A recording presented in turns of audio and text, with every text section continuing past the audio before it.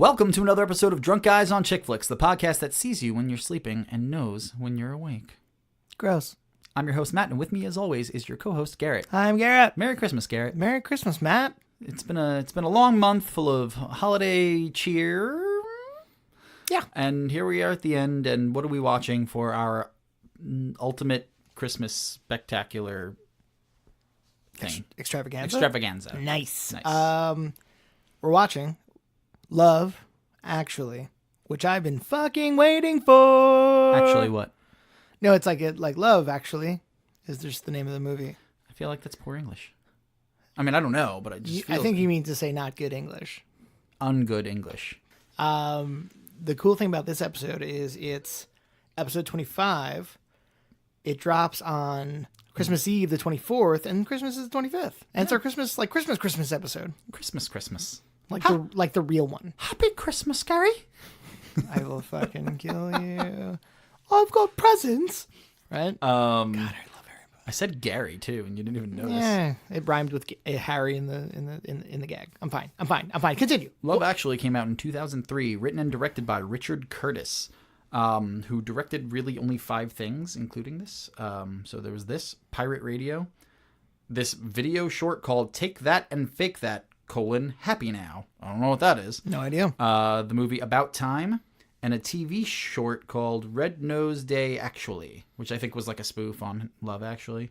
Yeah, I think Red Nose Day is like a... Well, that's that's a charitable thing, but I'm saying this was a part of that, I believe, and he directed it. He wrote a bunch more stuff, like he's pretty big in the British television scene, but he also wrote 4 Weddings and a Funeral, Bridget Jones' Diary, and Edge of Reason, Pirate Radio, About Time, and possibly the new Little Mermaid movie that's coming out. Holy shit. Yeah. He's been around. There's a bunch there. Yeah.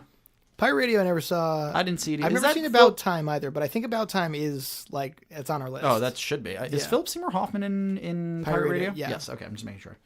The movie stars Hugh Grant, Liam Neeson, Colin Firth, Laura Linney, Emma Thompson, Alan Rickman, Keira Knightley, Bill Nighy, and Rowan Atkinson.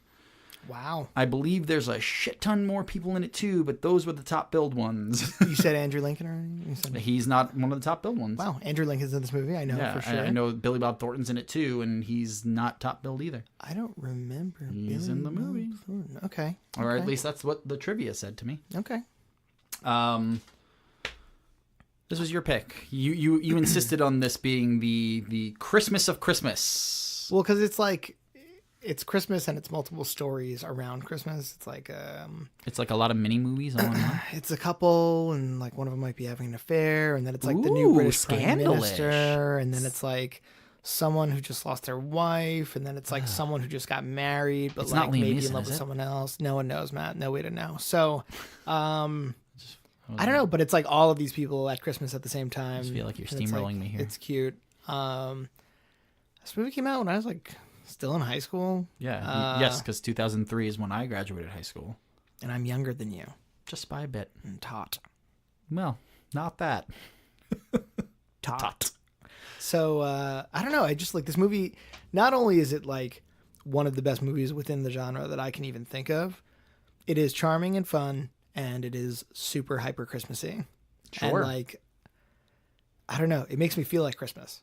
There, I said that. I said that a lot. I said those words in that order. Well, I think something else that we have going for us makes you feel like Christmas. Garrett, what are we drinking today? So we're doubling down. We're doubling up for our Christmas episode, like the Christmas episode. Extravaganza.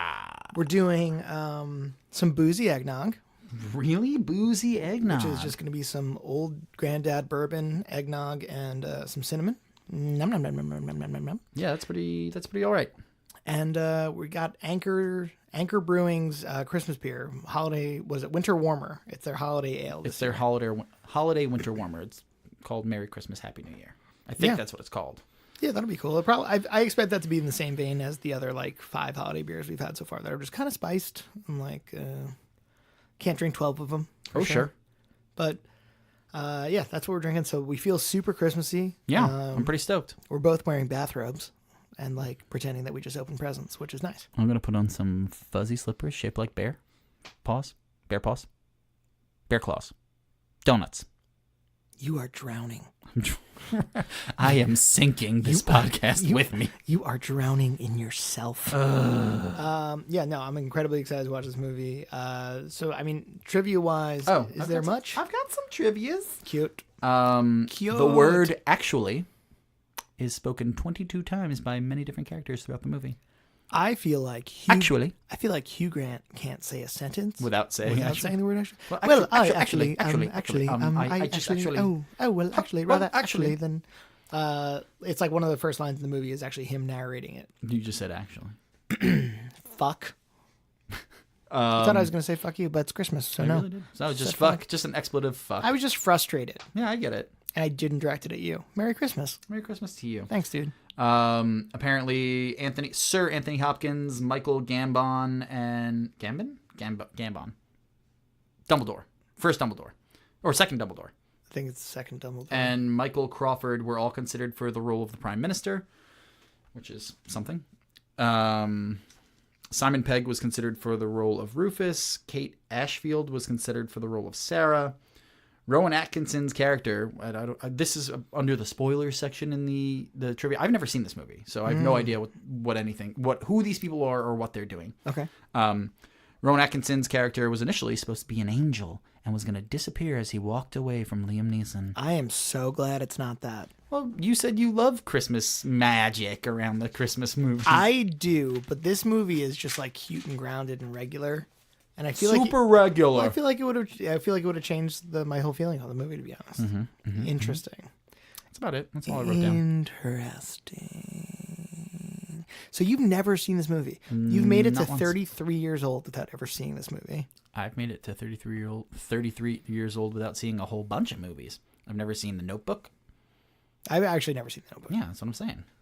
Like, we both just have theories about The Notebook, but we've never actually seen it. I've been dead this whole time. How long have I been asleep? It's one of those. It's something like that. It's something like that. Hey, that house has been closed for 40 years. Ooh, that's The Notebook, right? It's got to be. I don't know. There's a twist. I've never seen the beach house. Is that the one with the magic? What's it called?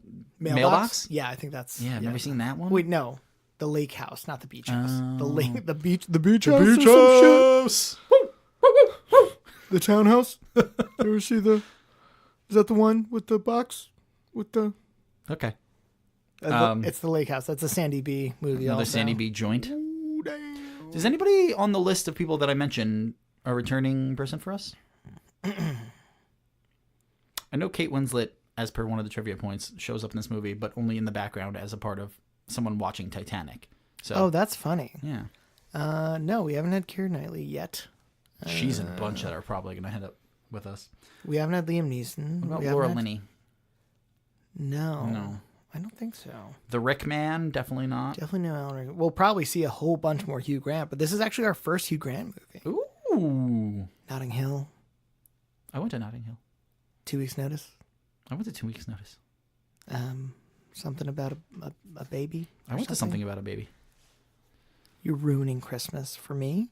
And for myself. Stop. Guys. Anyway, I think we're going to go watch this movie and get a little boozy. So we decided not to have a bet. That's the only thing. It's Christmas. Let's just enjoy Christmas. Spread the cheer. We know what's coming next anyway. Yeah.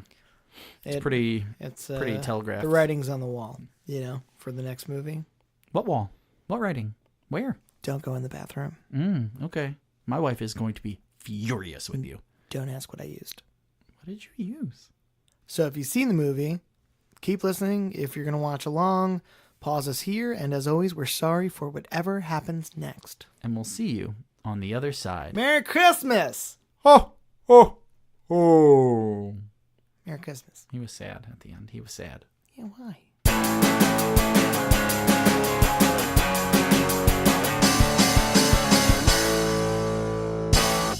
And we're back. Welcome back. And we're back. Yeah, and we're back. And we're back. Welcome back from watching Love Actually. We also just finished this film, and it was broad strokes. Incredible. I love this movie. Okay, incredible is a strong word. I liked it a lot. Yeah. I don't know if incredible. I noticed a handful of minor flaws this time around because I was watching it with a critical eye. But which eye was that? This, Left or right? This movie is incredible. I'm ignoring you. I'm ignoring you. I don't appreciate it. Okay. You? No, I liked it a lot. There's just so many little things about the movie that like kind of annoy the shit out of me. But overall, it's pretty good. It's long. It feels long. It was much longer than I remembered it being. And about an hour into it, I was like, oh, we're wrapping up. And we checked, and there was an hour and 15 minutes left. So I thought when you said that these were like a bunch of like stories that all tie into each other, I thought they all tied into each other like to a great deal. Like they're all part of the same family, or they all know each other. A bunch of them are part of the same family. It's just there were some real loose attenuations there between relationships. Like Colin Firth's story, almost not important at all. Like his relationship to anyone else in that group is he's friends with Andrew Lincoln and Chiefway Keira Knightley. Yeah. Yep. Those three. That bunch. He's at their wedding. Right. He's friends with them. That's it. Okay. And like his story was good. I didn't dislike his story, but it was also just kind of like, oh, okay, if we wanted to make this even just a little bit shorter, we could have just cut that whole thing out.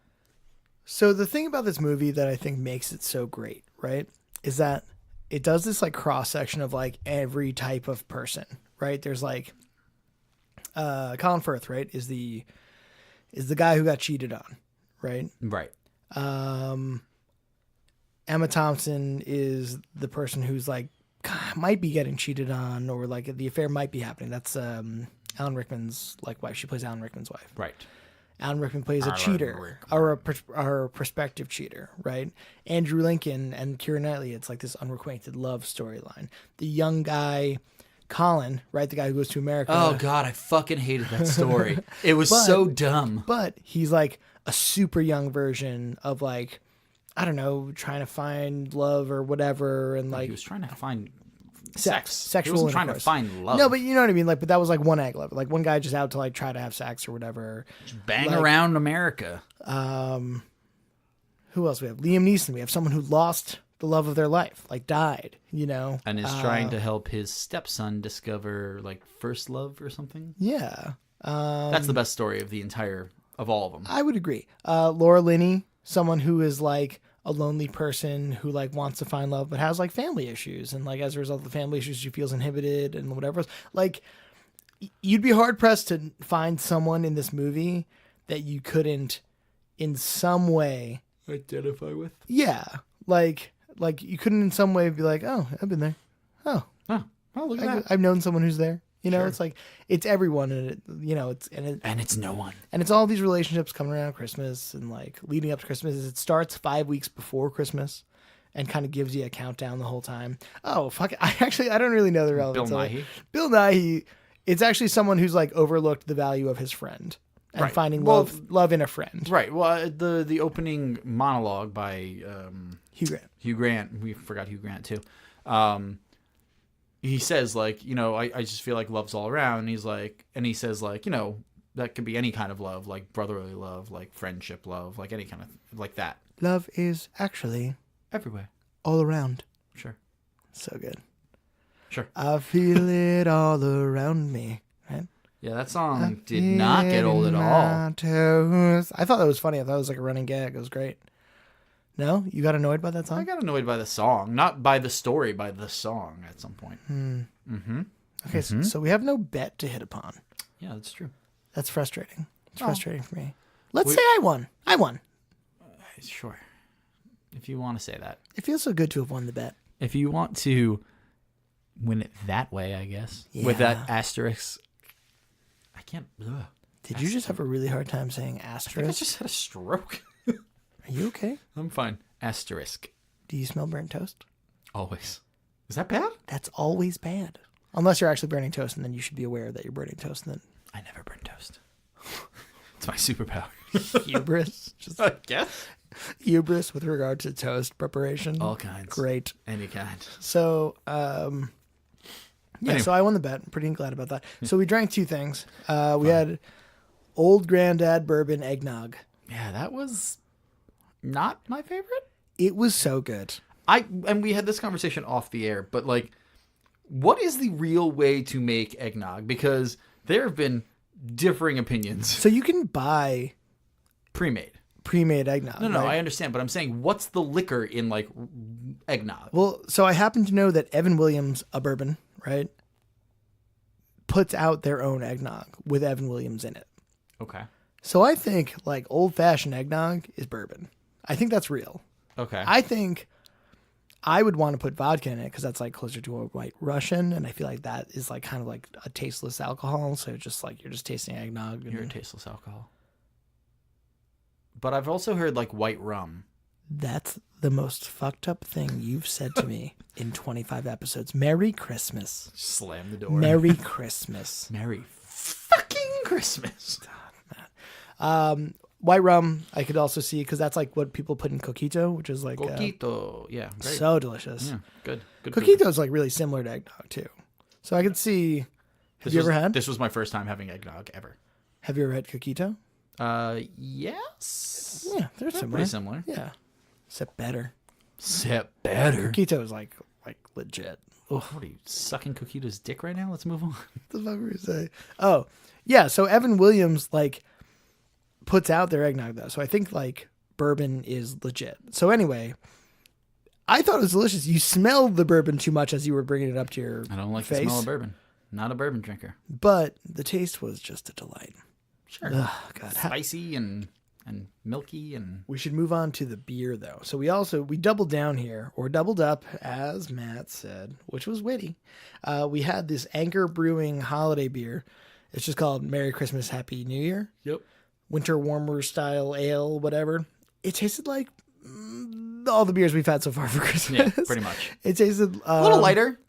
Yeah, I would say so. It was pretty close to the Two Roads holiday beer that we had. I would agree with that. Yeah. I definitely enjoyed it. I would not drink more than 2, or I don't think I could drink more than 2, but I don't think you're supposed to. Right. I mean, not everyone drinks the way we drink. This isn't like a 13 going on 30 episode where we drink somewhere between 13 and 30 beers throughout the course of the film, you know? I felt great. And if you haven't listened to the episode, Go back and listen now. please don't. Go back and listen now. We were saying different things. Yeah. I'm proud of that one. Oh, God. Anyway, so, I mean, Are you not proud of that one? Why are you not proud of that one? I drank, because I drank somewhere between 13 and 30 beers. All right, so Bill Nighy, hilarious. Yeah, great. He's like a washed up rock star. When we first see him like recording this Christmas song, because he's real mean to his manager or whatever he is. Keeps calling him like fatty and tubby and stuff. And then like you find out that like he really loves him.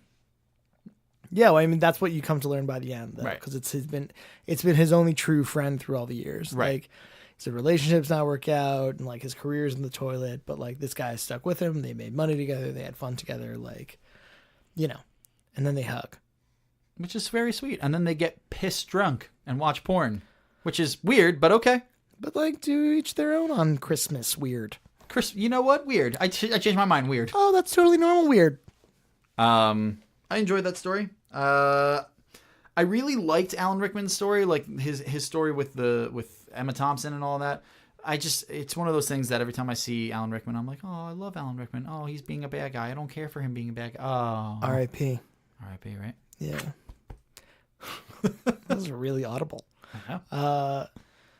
What do you mean you liked the Alan Rickman storyline? No, I mean, I just like it was. You like Alan Rickman? I like Alan Rickman, but no, I mean, like it was interesting. The storyline was interesting. Is she going to find out? Is she not going to find out? All that, like. So it was gripping. I guess that was like a lot of like the heavier drama of the movie. I also think it was probably the heaviest storyline in the movie. Like in terms of time devoted. Yeah, to time it. devotion. It's up there. Yeah, for sure. It's one of them. It's one of the like the more prevalent ones throughout the film. But I don't know, man. Like I seemingly like liked his character at least at first, right? Because we meet him and he's like Alan Rickman. That's a really good Rickman. A really good Rickman. Doing pretty good. So when we first meet him, he's like immediately playing matchmaker to Laura Linney, and he's like, "Hey, how long have you been in love with this guy Carl that works here? Who's fucking Hector from Westworld?" It's hysterical. Hot Carl. He's a hot guy. He's a hot guy, and his name is Carl. Hot Carl. I kept saying hot Carl from The Office because he's so hot. He's such a handsome. And then like at one point, this cuts ahead quite a bit. At one point, Carl is like gonna have sex with Laura Linney, right? They're into each other and they go home together and like he gets undressed and I was like, this is one of the most handsome men I've ever seen. This is Jesus Christ. He's like an underwear model. He's like, an underwear model? Like Calvin Klein's? It's like, this is ridiculous. This is ridiculous. Abs. Fucking delts. Quads. What's a delt? No idea. No one can know. No idea. No way to know. It's an abbreviation of a shape. Well, no, it's a deltoid, but where is it? There's no way to know. Chest. Back. We're gonna go with chest. Back of leg. Ooh, maybe. So that storyline kind of was weird to me too. The Laura Linney storyline where all of a sudden she's trying to like hook up with I keep wanting to calling Hector.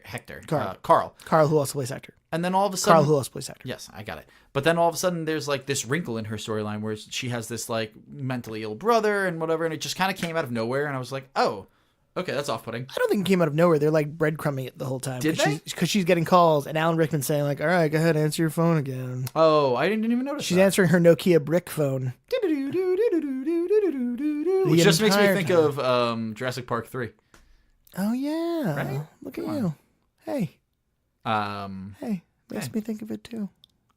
But yeah, wait, I want to go back to Rickman for a second.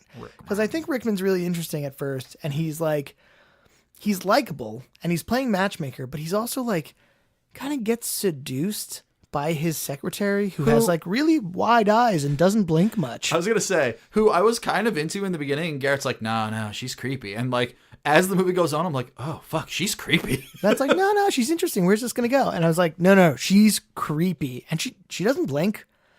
And she like really comes on to a married man really hard. Yeah. Like very aggressively. Yeah. She also wore like that devil costume to the Christmas party. Weird choice. Weird fucking choice. What was that about with the horns? She's anti-establishment. I don't care for it. I don't care for it. It was all for Alan Rickman, as she said. But yeah, I thought Rickman like, it made me really sad to see him like make the bad choice, right? When he like when she's like, "Are you gonna get me a present?" And he like calls her and he's like, "Like, what do you want?" Like he feeds it. Well, he's not just like kind of ignoring it. It's even funnier to me because like in the beginning, I think he's like he doesn't really know maybe he doesn't know. It's not that he doesn't know what's going on, but he's just playing dumb to it. And then like they have the Christmas party and he dances with her. And like he's been like kind of like, no, like get away from me. Not like get away from me, but like he's kept cold. her at arm's length. Right. He's kept her at arm's degree. length. And then Emma Thompson's like, be careful there. And that's the moment that he's like, you know what? I am going to go for this. That is true. That's just a weird thing to me. That is true, though. You're absolutely right. Instead of, like, she notices that he's dancing with her, like, too close at the company Christmas party. And she's whispering in his ear. Yeah, and Emma Thompson noticed, and she's like, oh, she's really pretty. You know she's really pretty. Don't play coy. Be careful there. And you're right. That's the point at which he's like, I might fuck around. Yeah. Like, I will be careful while fucking around. Thank you. Like, thank you for your worries. Like, what is that? Because after that, they go Christmas shopping, right? He goes Christmas shopping with Emma Thompson. Also, what a ballsy move to buy I wrote a gift that down. For your mistress. Prospective mistress. As you're Christmas shopping with your wife, sir. Yeah. How dare you? Mr. Bean. Mr. Bean's like the... Rowan Atkinson, yes. Yeah, he's the counter guy. That's like a pretty funny scene where it's like, would you like it gift wrapped? Yeah, I mean... Yes. Ridiculous. It's also like knowing that he might have been an angel. I was like, oh, he's just trying to make Alan Rickman do the right thing. Can I tell you, watching it from like the perspective of knowing that little bit of trivia that he was like supposed to be an angel or some shit, changed my viewing a little bit. Sure. Also, he's not in it enough to make that like worth the turn. You know what I mean? Like the supernatural. Like if he had played into a couple more people's stories, and then like turned out to be an angel, I've been like, oh, because he was everywhere and helping everyone. But it was really just the two stories. And if he had just like disappeared on the way away from Liam Neeson, I would have been like, what the fuck was that? 100%. Yeah, and I was wondering like, what was the point of him in the Alan Rickman? And you're absolutely right. It was like to try to get him to do the right thing. Right. Like, it was to delay him enough to maybe think about it and be like, don't be a fucking idiot. Right. Emma Thompson is seemingly, like, a wonderful wife. Person and wife. And mother. Like, mother. Yeah, like, an incredible partner. you know? Oh, what an incredible partner. No, but like they seem like a really sweet, nice family, and she seems like a really good mom and wife, and like she's just being a real prick McGriff. She's a good sister to Liam Neeson, who's just lost his wife. They're brother and sister. Yeah, there are some like I said, some of these stories are not very attached, and then some of these are very intertwined. So like Liam Neeson is her brother, right, and as is Hugh Grant. They're siblings. The three of them are siblings. Oh, shit. I didn't even get that. Yeah. Because you never see Hugh Grant and Liam Neeson together. Yes, you don't. That's true. No, yes, you don't. No, you yes, don't. you. No, no, yes. you don't. No, yes. And then Hugh Grant. No, I guess Hugh Grant's not really tied into anyone else's story except for right there. Also, his story wasn't that great. I think it's like cute. I think his storyline is like, again, it's like the perspective of like someone who's had to like stand up for love. I'm confused because, sure, I guess. I mean, I get that. But I'm confused because when I read, like, the perspective casting of the Prime Minister earlier, it was all old dudes. It was, like, Sir Anthony Hopkins and Dumbledore. Yeah, maybe they would have gone older with the Natalie part also then, if that was real.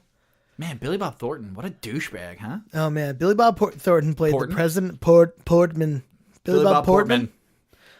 Played the president of the United States, and he shows up and he just like takes what he wants. He's just peacocking. Oh yeah, like the whole time, chest out, and like talking to Hugh Grant like he's a fucking idiot. Like he's just like, don't worry, you can get what you want as long as I don't want it. Like, or as long as it's something I don't want to give. Yeah, something like that. Junior, hey, champ, hey. All right, freshman.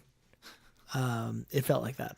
And he's like clearly like weird towards women like immediately. What was her name in that storyline? I can't remember her Natalie? name. Yeah. Oh, Natalie. Yeah. I have no idea what the actress's name is. She's like not. She like walks away and he's like, check out the what was it, rails on that? And we were like, what the fuck does that even mean? Does he mean legs? He says pipes. Pipes. Check out which the I've pipes always on known to refer to like a good voice. Yeah.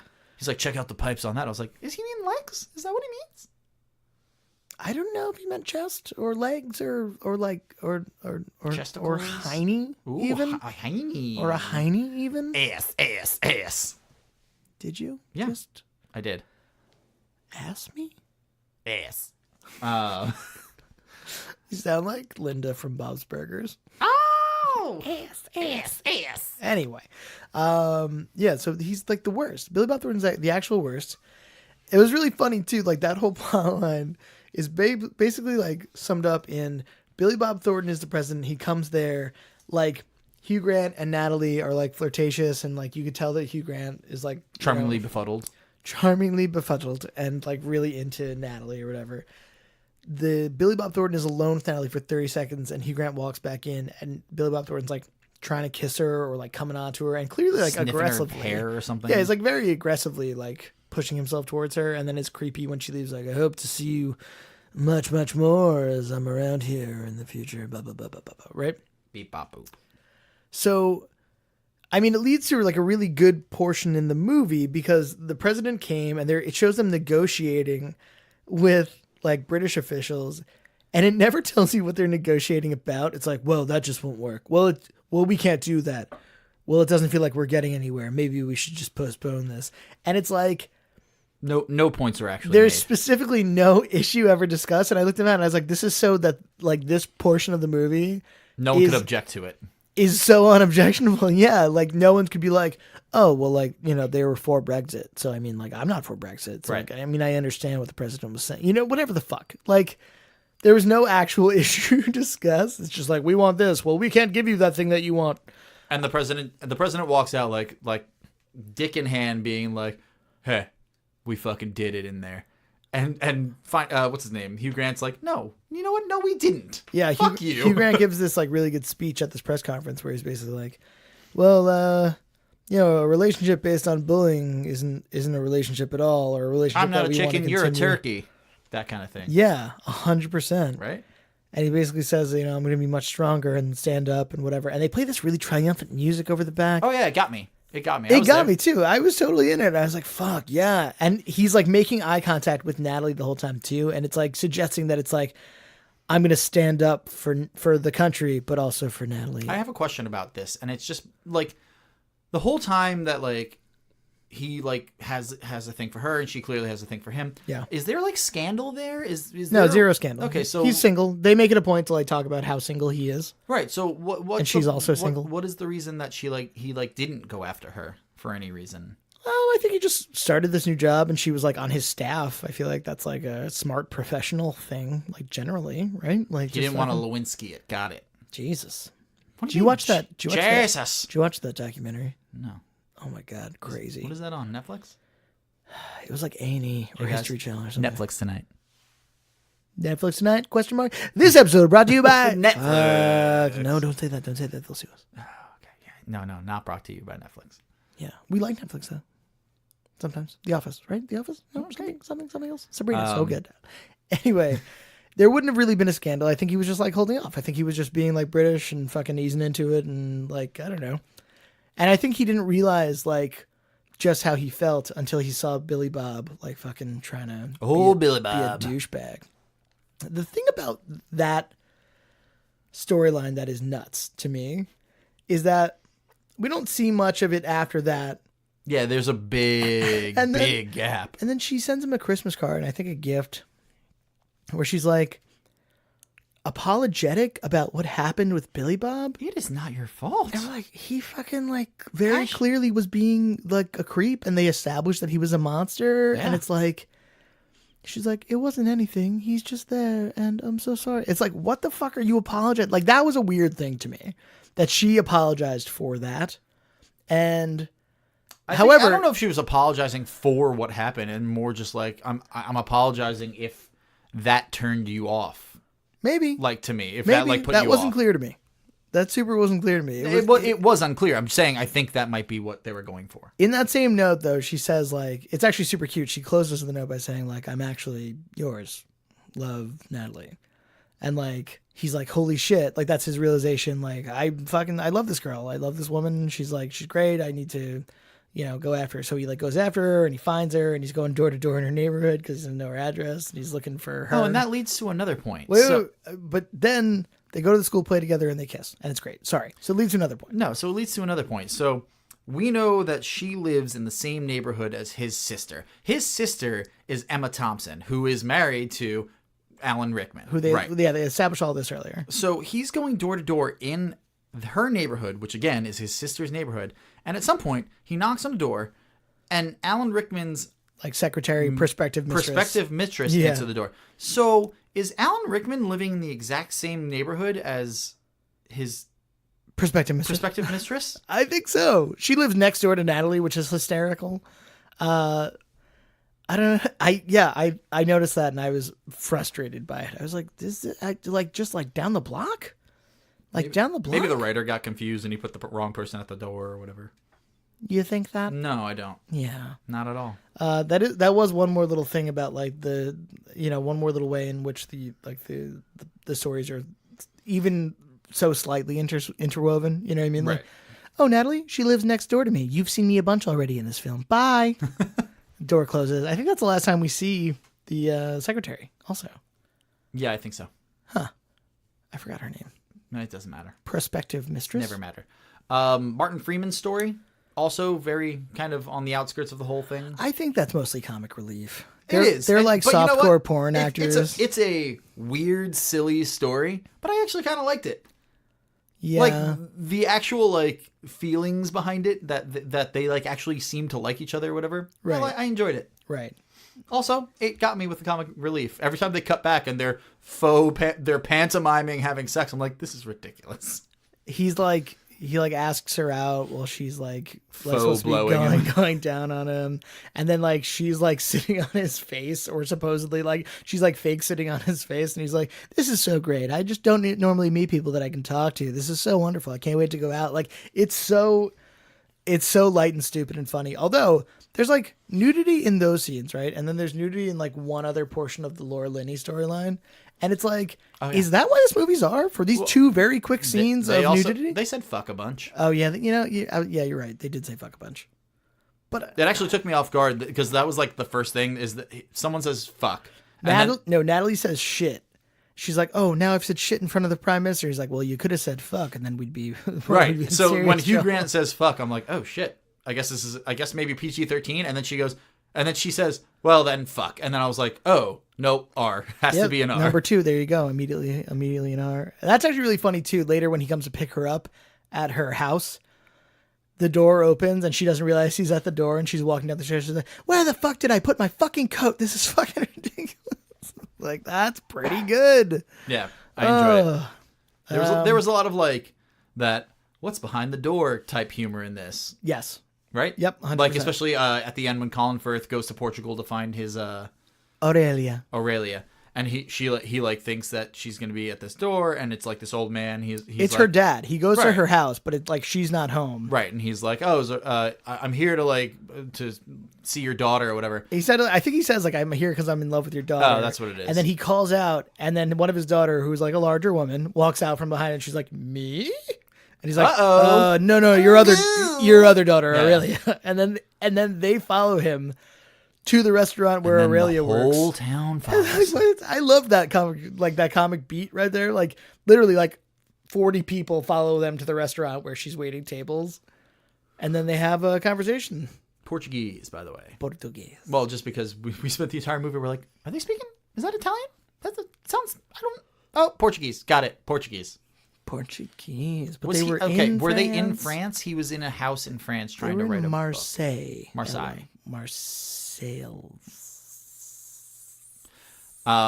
Yeah, so his story didn't really do it for me. Colin's story not Colin Firth. The character Colin, like the young guy or whatever, I didn't care about him at all. Like at all. No, that was like kind of funny, but it was also probably 10 minutes of the movie, maybe also 15. When he finally gets to America and he's like, where does he go? Wisconsin? He goes to Wisconsin and he's surrounded by like Alicia Cuthbert. Yeah, he's like, take me to any bar, taking you to the most American bar, and then the second he gets in, he's like surrounded by gorgeous women. I'm just like, is this a dream? Is this a dream sequence? It does seem like a dream sequence when he's first there, right? Yeah, but it ended up just being really funny. That's like a funny thing. It ended up being really funny. I'm doing air quotes. They can't hear you do air quotes. No, I just said I'm doing air quotes. But what if you hadn't thought to say I'm doing air quotes? I would have thought. I definitely thought about saying it. Well, that's fucking. I don't appreciate you doing that. You do this all the time. Auditory medium. It's an auditory medium. People are listening. They're driving to Kindly work. Leave. They're driving home Get out. from work. Get out of my home. But it's over. It's Christmas. It's over. But it's Christmas. Happy fucking Christmas. Please, sir, I want some more. That's a different thing. That's Oliver Twist. Podcast. Oh. Is Oliver Twist not the same thing as A Christmas Carol? It is not the same thing. Are you? Are you thinking of Tiny Tim? Are you thinking of Tiny Tim from Oliver Twist? Idiot. We went to the same high school. I know we did. I saw you there. Duh. I don't know. What else? Whose storyline haven't we talked about? We didn't really talk about Andrew Lincoln's storyline that much. I fucking hate that storyline. I fucking hate that storyline too. It's also when when the big, written cue cards or whatever thing happens. Yeah, it's unrequited love, right? That whole storyline is he's in love with his best friend's wife, and he has always acted like he doesn't like her, but he's like overcompensating. He says it's like a defense mechanism or some shit. Sure. I don't know. That seems fucking weird. And even Andrew Lincoln was like, yeah, I don't care for it. It's pretty creepy. It seems stalkerish. He says that? Oh, yeah. Andrew Lincoln, Oh, with the video? No. Oh. About, the cue card thing. Oh, you mean Andrew Lincoln in real life? Oh, yeah. Talking about that scene? Yeah, he was like, fuck that. That's stalkerish. That is an iconic scene from this movie, though. People know that scene from this movie. You knew that scene before we watched the movie. Of course.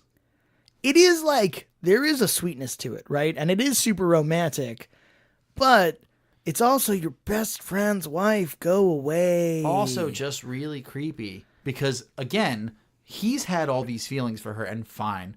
But, she finds out that he has all these feelings for her by her watching this video that he took at the wedding. Yeah. But it's just her the entire time. Creepy. Fucking close-ups of her face. That he's clearly going to do stuff to later. Why do you keep looking at me like that? It's definitely weird. I think there's a sweetness to that scene with the signs, though. Because he comes out and he's like, at least the wording of it, right? Where he's like without any hope or agenda, to me you are perfect. Like, he doesn't say I love you. Like, I don't think he says I love you. I think he just says, like, to me you are perfect. And then he says, oh, I guess and then he says my like foolish heart will be wasted on you until I die or whatever. Yeah. And that's pretty much I love you. No, it definitely is. But, like, to me, it was so fucking weird. Also, we were saying, like, her husband's sitting watching TV. He's like, who is it? She's like, it's carolers. And also, then he presses play on this boombox, and there's instruments and harmonies and production quality. And then her husband's sitting on the couch, and he, like, turns the volume up on the TV. Yeah, he's like, fuck carolers. You would go to the door. I would be like, oh, carolers? Even if I didn't want the carolers, if my wife was at the door and there were carolers, I'd probably, like, go check out what was up with the carolers. Go see what's happening with the carolers. Not like something out of the ordinary. I won't ask any more questions. You know? He did. He said, he didn't ask a question. He was like, throw 2 pence at them and close the door or something. 6 pence? None the richer. Hey. So, I think that's sweet. But then, like, he walks away. He says, like, Merry Christmas, and he walks away. And then she chases him and kisses him on the mouth. Right. Which also, you'd be upset about. Mm-hmm. Everyone in that situation would be upset about. And then, again, this movie's, like, filled with all these, like, tiny beats that are like, oh, that was weird for a second, but then, like, something really sweet. So then he's walking away, and he goes, okay, no more. Yeah, enough of that. Enough of that, then. You know, like, he's, like, finally, all he had to do to finally get that out of his system was, like, tell her how he felt, even though, like, nothing would ever come of it. And I understand that that's the romance of it, right? And that's, like, the sweetness of it. But, like, from just, like, a really grounded, practical standpoint, if your friend came to your door on Christmas and, like, professed, like, real deal love for your wife, you'd be upset. Yeah, but again, he doesn't know. Yeah, so what? Is that better? I'm not saying it makes it better. I'm just saying, like, you keep saying you'd be upset, but, like, he doesn't know, so he can't be upset. Well, I guess, like, you'd be upset had you known. Right. It's the type of thing that if you ever found out about, you'd be like, dang. No, I guess I have no friends. I was going to say, I wouldn't be like, dang. I'd be like, oh, dead to me now. Dead. You're a dead guy. Wow. Not that I would kill them. I just mean that they're exhausting. Oh, no, I was going to say, also, no, but then I realized I already said that there's no way that it's believable that's a caroler. No way. It's ridiculous. It's ridiculous. Okay. You want to talk about the soundtrack? I was about to say, you want to talk about the soundtrack? All I Want for Christmas Is You. Well, that's like the climax of the movie. Mariah Carey's version's in there too. Oh, it is true. That little girl that sings it though. Whoa, incredible! Fucking pipes on her, Incredible. and I mean good voice. Well, so when she was singing, I was like, wow, this little girl's got such pipes, and then I realized that like Billy Bob had said pipes weirdly earlier, and I was like, but not like how normal people say pipes about a good voice. How actual people use it, not monsters. And then I like crossed it out and wrote really great voice. Although that girl is 5 years older than Sam. That little girl who sings the song is like the girl who Sam Liam Neeson's in real life. No, but I'm just saying she's like 5 inches. She's like 8 inches taller than him. She's not. When they finally like meet at the airport, they're the same height. He's just got this baby face compared to her. Yeah. That was a funny thing though, because I was like, he is 5 years old. He looks like he's 5 years old. He is for sure. 5 years old playing his drum set on stage. But yeah, all right. So soundtrack. All I Want for Christmas From You a couple times. Yeah. The fucking Pointer Sisters Jump. Oh, I was gonna say the Bill Nighy song, but Christmas Is All Around. Yeah, really great track. Pointer Sisters Jump 2 separate times.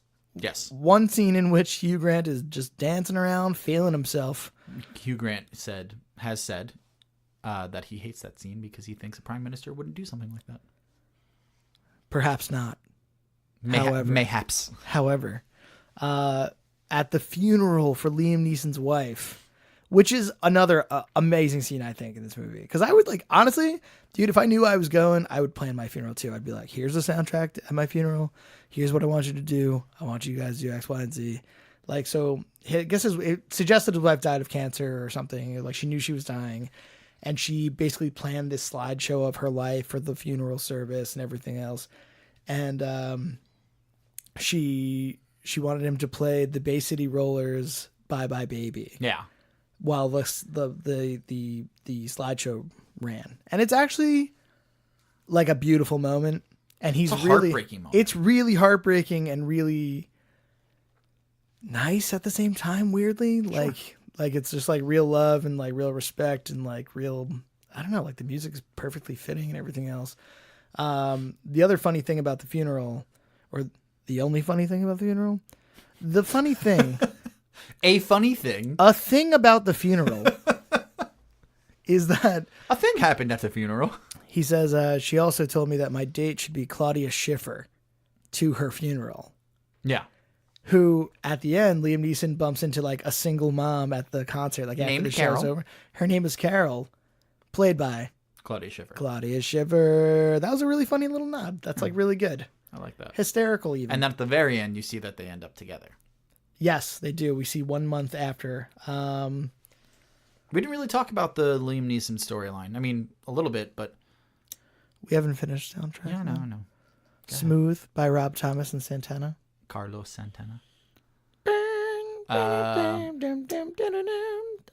Along on Christmas. Oh, The Calling. What is it? I could turn you It's Turn Back Time. No, I think you looked it up. There's also All Alone on Christmas. I don't know. All Alone on Christmas. That shit was great. It's actually like... Soundtrack-wise, I loved it because it was a decent mix of just like regular pop songs and Christmas songs. Like there was a regular enough amount of Christmas songs. At one point, Hugh Grant sings "Old King Wenceslas," which was hysterical. Also, I didn't know people knew the lyrics to that one. Every time that one comes on, I'm like, Well, that was really funny when his driver joined in with like a baritone. Like, knew all the words and like nailed it. That was pretty good.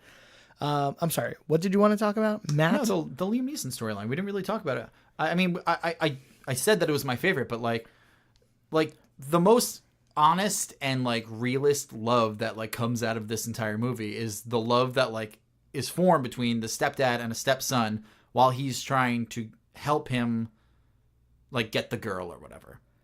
Yeah, well, like Liam Neeson's mourning his own loss, and like the son is mourning the loss also, but the son actually says like I can't help it. I know I should feel bad about mom, but like I love this girl and I loved her before mom died and I can't help it. Right. And she's leaving. And it's almost the thing that helps them both grieve. I remember at the very beginning of the movie, I'm like, Liam Neeson just seems so disingenuous. I hate this. And he's so good. And as the movie goes on, I'm like, no, this is the best part. This is the best part of the movie. It was the best part of the movie. And it's legitimate. And it culminates at the very end. He's calling him Daniel the whole time. Sam is the little boy. Did he call him Dad? Sam is the little boy, and Liam Neeson's name is Daniel. Right. And he's calling him Daniel the whole Daniel. And then at the very end, Liam Neeson's like, let's go get her. And he's like, okay, Dad. And we're like, oh my God. That's a breakthrough. It's really nice. The movie's full of fucking moments like that. It's so good. Also, like right after the concert, after he's like playing drums or whatever, and like Liam Neeson like kicks the fucking doors and he's like, that was fucking amazing. I was like, that seemed like real like excitement and like, I don't know, I really like that moment too. Yeah, they're really good. The little love story with him chasing the girl is cute. Yeah. Like chasing her through the airport though, he is arrested. Even if he's 10, he is arrested in jail. He hops the security line and Garrett's like, oh, dead. They would have shot him dead. They would have certainly arrested him immediately. Like, are we kidding? In a post 9/11 world, not only is it taking place in a post 9/11 world, it takes place 2 years after 9/11. And they reference 9/11. In the beginning, Hugh Grant narrates when the towers came down. Yeah. People weren't making calls of hate. They were making calls of love. And we're like, ooh, okay. All right, wow. All right. I mean, it's not a bad thing, but I was like I thought it was kind of bold, like 2 years after, like immediately referencing it. I don't know. It's a weird thing. It was just weird that they referenced it at the beginning, and then at the end, it was all about how lax the security at airports is. Yeah. Yeah, there's 4 grown men chasing this little boy, and I'm like, they would have caught him by now. Yeah. There's no way. Extra caught. Yeah. Extra caught. I don't know. So did we finish soundtrack? That was that. Oh no, we didn't do God Only Knows. All You Need Is Love. Yeah. The movie ends the Beach on Boys and the Beatles, respectively. The movie ends on God Only Knows, and it's incredible. Yeah, it's really nice. Is that off Pet Sounds? I don't fucking know. Yes, I guess maybe. Hey Matt, with your encyclopedic knowledge of Beach Boys songs, could you? Oh, hold on 1 second. Yep. Yeah. Thanks. So you love this movie. I like this movie. I love this movie. Let's see what other people thought about it. I would imagine it's got to be like super highly rated, to be honest. No? What does Roddy Tomatoes think, Matt? Hold, please. Oh, God. Critic score. Go. Critic score is 63%. That's fresh. The tomato meter. That's fresh. It's very fresh. It's fresh. All right. And audience score has got to be fucking 99. 72%. Really? Yeah. Listen, man. I thought this movie was like really universally loved, actually. I see what you did there. I actually like spun around from my desk being like, oh my God, you knew what you did. Thank you. Thank you. Can I tell you I didn't know what I was doing until it was like already coming out? Well, I loved it, actually. See, is it better? Because derivative. Too soon? Derivative. Too soon. Derivative. Okay. I'm not blown away by the scores. I thought they'd be higher, to be honest. Because I give this movie like, I would have thought, especially the audience score would have been higher. Yeah, I give it a B or higher for myself. I think it's in the solid 80s. B. Huh? I think it's in the 80s easily, if not higher, to be honest. 80s was a good time. I've seen this movie like over a dozen times. Mm-hmm. It gives me fucking over a feelings. Dozen times. It gives me goosebumps and shit. Yeah, it's like on Christmas. I get feelings. I feel feelings. Yeah, this is the first time I saw it. I felt some feelings. Yeah, you did. Watch it some more. Let's watch it again right now. It's just so fucking long, man. And if you've already seen it, keep listening. If you haven't seen it, pause it here, and we're gonna watch it a second time. And as always, we're sorry what happens. What? Why do you look like that? For whatever happens next is the line. What happened? Why do you look like that? Because I don't want to watch it again. Don't make me watch it again. It's so late. Okay. Go to bed. It is really good. Where would you put this on your list?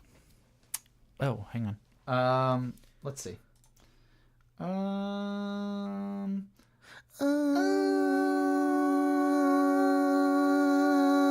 So annoying. Go. What do you want? You started. No, it's us. It's us. It's not you. It's us. Go ahead. Okay. I'm going to put it number 8. Yeah.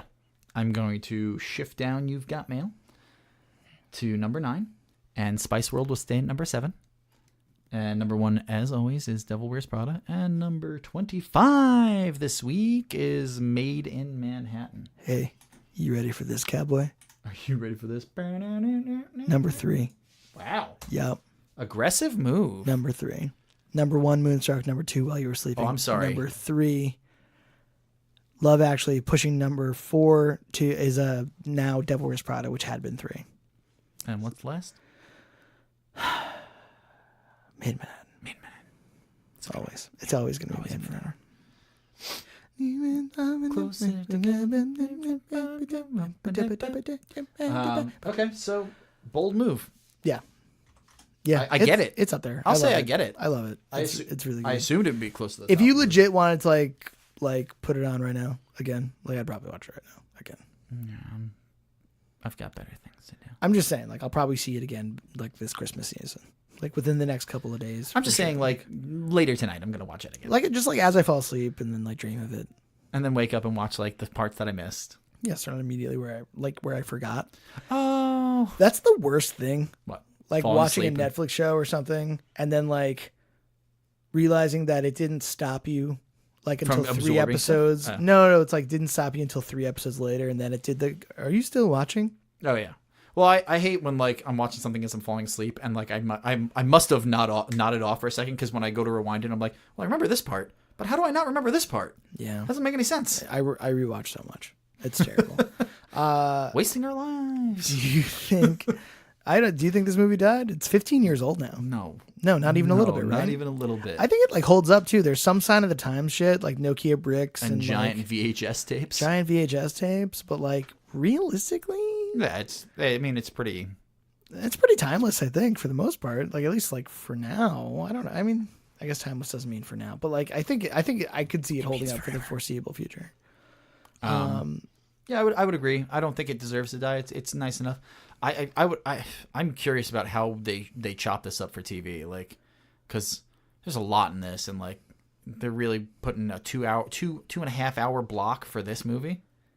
Probably be a 3 hour block for this movie. It's 2 hours and 15 minutes, 45 minutes commercials. Yeah, but they're not showing everything. You know, they cut stuff, right? Yeah. Yeah. Would you recommend it? Sure. I mean, not for anything more than like, oh, it's a nice Christmas movie. Like, I wouldn't be like, you know what you should go home and watch? Love Actually, like on a summer day. I feel like anytime, especially this time of year, anytime I'm like scrolling through the channels and it's on, I like just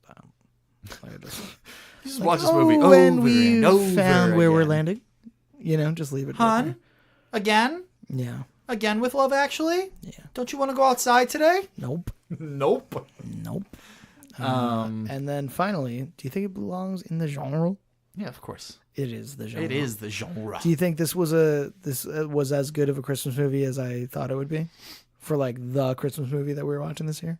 Well, I mean, it's based around Christmas. The entire thing is a countdown to Christmas. 5 weeks till Christmas. 4 weeks till Christmas. And it's like 10 different people's Christmases.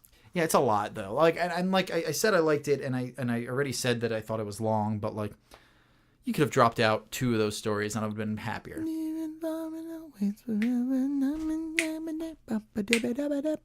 I get it. I get what you're saying. Yeah, that's it. Love this movie. Fucking watch this movie. Watch this movie some more. Drink some eggnog while you watch this movie, but like, don't, because it gives me heartburn. Yeah, it's thick. Yeah, it is thick. She thick though. I don't get it. So, I don't get it. Thank you so much for listening. Merry Christmas if you're listening before Christmas, and if you're listening after, I hope you had a Merry Christmas. Yeah, we really enjoy your patronage. We really appreciate everyone coming and listening and liking and subscribing, and all we want for Christmas is you. I couldn't do it. Didn't come out like well. No. Just trying to get the real guttural. If you want to reach out, it's DrunkGuysonChickFlicks on Instagram, at DGoCF on Twitter, DrunkGuysonChickFlicks at gmail.com. There is some sort of Facebook. If you do some research, I have no idea. And otherwise, thank you guys again. Merry Christmas. We'll see you in the new year. We'll see you New Year's Eve. Next episode drops on New Year's Eve. So if you listen to it New Year's Eve, then great. But if you don't, we'll see you in the new year. I mean, like, some people have a backlog of it's like kind of complicated, actually. Like, sometimes we'll see you in the new year.